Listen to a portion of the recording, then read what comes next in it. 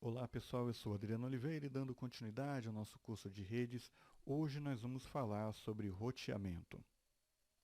Bom, se você acompanha o curso de redes aqui do canal Hardware Magazine, já deve ter visto aí que nós fizemos algumas aulas onde nós falamos sobre switch, domínio de broadcast, VLAN e assim por diante. Nessa aula aqui a gente vai começar a falar um pouco aí também sobre roteamento, né?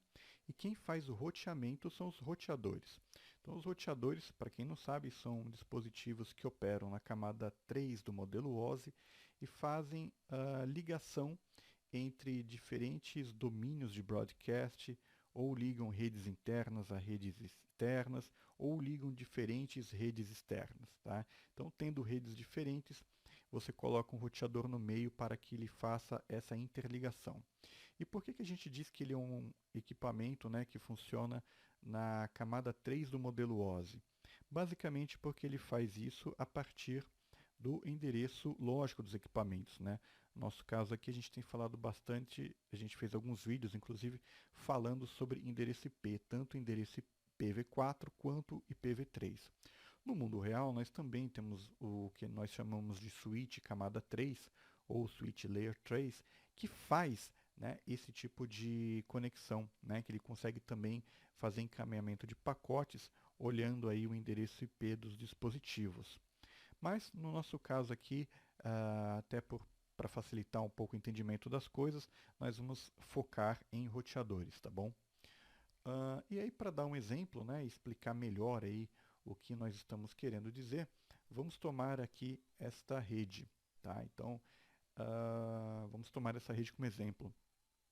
Então eu tenho aqui um computador que tem o endereço IP 192.168.0.2/24. O que é esse barra 24 para quem não lembra? Né? Ele significa que a máscara de subrede desse dispositivo tem 24 bits ligados. Então quer dizer que a máscara de subrede desse cara é 255.255.255.0. Isso quer dizer então que a rede lógica onde esse computador está é a rede 192.68.0, tá bom? E ele tem esse MAC address e vamos supor que ele queira conversar então com esse servidor que tem o endereço 192.68.3.10/24. Bom, então o que está acontecendo aqui? Né? Nós temos um dispositivo, que é esse computador, que está na rede 192.68.0, querendo se conversar com um dispositivo que está em outra rede, lógica, está na rede 192.68.3. Né? Então, qual que é o processo? Né? Quando esse cara aqui diz que quer conversar com um determinado endereço IP, ele manda uma mensagem de broadcast na rede dele, né? Ah, e obviamente, como esse endereço que ele está procurando não está na rede dele, ele não vai receber uma resposta. Nesse caso, ele vai ter que conversar então com o que a gente chama de gateway padrão. Né? É um dos endereços aí que a gente até configura, né? Quando você tem aí tá no Windows, está no Linux, você tem que colocar o seu gateway padrão, que basicamente é o quê? É o endereço do seu roteador, é o endereço do cara que pode procurar endereços que não estão na sua rede interna. E aqui, como você pode ver, nós temos um roteador. Esse roteador ele tem aqui uma placa, né? Ele tem uma interface com o endereço 192.68.0.1. Tá? Então, esse é o cara que vai pegar aqui o que não for da rede e procurar lá no mundo externo. Tá? Então, basicamente, é isso que vai acontecer. E perceba que todo roteador ele tem que ter pelo menos dois endereços IPs em redes diferentes, ou ele tem que ter pelo menos duas interfaces, né?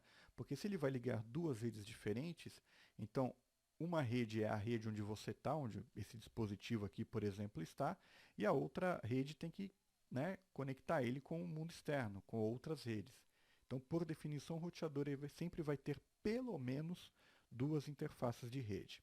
Essa interface que eu coloquei aqui, só para dar um exemplo, é uma interface serial, né? Então aqui não vai ter a questão do MAC address, mas perceba que essa interface ela está em outra rede lógica, ela está no endereço 192.68.2. Né? Então são as duas redes onde esse roteador está. O que vai acontecer na real? Né? Quando quando o roteador ele recebe uma requisição, o que ele faz? Ele consulta internamente o que a gente chama de tabela de roteamento. E essa tabela de roteamento basicamente vai dizer qual caminho que ele pode seguir para encontrar o determinado, para onde ele, né, o caminho que ele vai seguir, o caminho para onde ele vai encaminhar aquele pacote, né, para onde ele vai buscar informação. Então, nesse caso aqui, esse roteador está ligado nessa nossa rede interna e numa rede que é a 192.168.2. E, para nossa sorte, veja só que coincidência, esse roteador que está aqui, ele conhece o endereço 192.168.2, né? Então, essas duas interfaces elas estão se comunicando, elas estão na mesma rede lógica, porém esse roteador aqui também tem uma outra interface que está na rede 192.168.3.1. Né? Na verdade, ele está na rede 192.168.3 e ele é o número 1, né? É o device com o endereço 1 nessa rede 192.168.3. E esse servidor aqui que o nosso computador estava procurando está nessa mesma rede, né? E então ele consegue, então, usando esses dois roteadores, buscar as informações aqui e recebê-las de volta. Tá? Eu explico um pouco sobre o processo de encapsulamento, desencapsulamento, no vídeo que eu falo sobre o modelo OSI de 7 camadas e sobre o protocolo TCP/IP. Tem até um exemplo um pouco parecido, tá? Mas eu não dou muita ênfase aí nesse vídeo sobre a questão do roteamento. Tá? Obviamente que esse exemplo que eu estou dando aqui ele é bem mais simples, né? Eu estou colocando dois roteadores no computador falando com os servidores só. Mas a gente tem que pensar que hoje em dia, principalmente quando a gente fala na internet, nós estamos falando de uma rede que tem milhares e milhares de roteadores se conectando e buscando caminhos diferentes para interligar a quantidade gigantesca de dispositivos que a gente tem em rede hoje.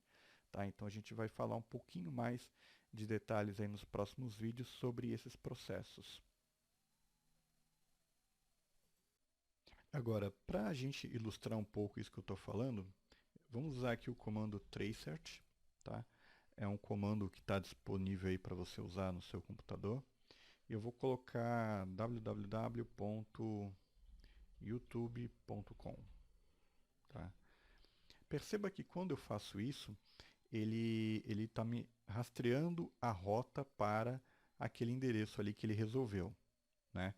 Esse negócio de resolveu, se você não entendeu, se você não sabe o que é, dá uma olhada. Eu fiz 2 vídeos aí falando sobre DNS aqui no canal Hardware Magazine.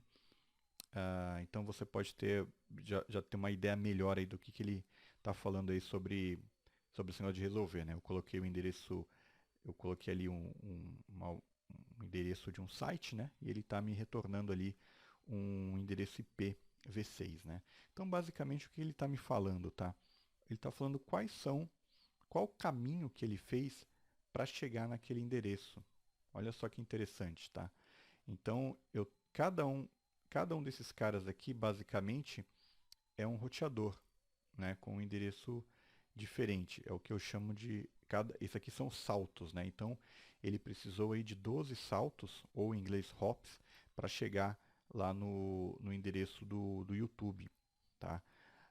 Então esses caras que aparecem aqui com essa informação de esgotado o tempo limite, que aparece só uns asteriscos aqui, muitas vezes são equipamentos que têm o ping ou que têm alguma proteção, né? Tem uma restrição para você obter informação deles. Né? Isso não significa que ali tenha tido algum problema de fato. Né? Eles só estão escondendo o endereço desse cara. Mas enfim. Então o que eu estou vendo aqui então são os roteadores por onde eu passo até que eu chegue no endereço que eu estou procurando. Então você imagina que cada um desses roteadores eles têm uma tabela de roteamento, eles utilizam alguns protocolos específicos para fazer esse tipo de coisa, para que eu chegue no meu endereço da maneira mais rápida possível. E é isso aí então, pessoal. Esse vídeo vai ficando por aqui. Eu espero que vocês tenham gostado. Se você gostou desse vídeo, deixa um like aqui, se inscreva no nosso canal e vamos continuar aí com outros vídeos sobre redes de computadores, sobre segurança da informação e outros assuntos aqui no canal Hardware Magazine. É isso aí, galera. Muito obrigado e até a próxima.